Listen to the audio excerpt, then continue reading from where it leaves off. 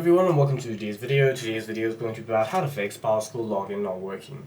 The first and foremost thing that you must do is recheck your credentials, recheck your username and password and try signing in again.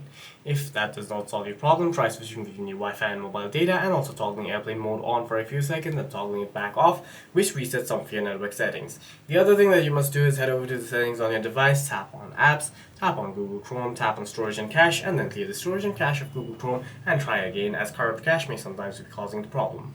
The other thing that you can try and do is head over to Chrome, tap on the three lines at the top right of your screen, hit New Incognito tab, and then in the Incognito tab, you can try typing in the URL and logging in from incognito.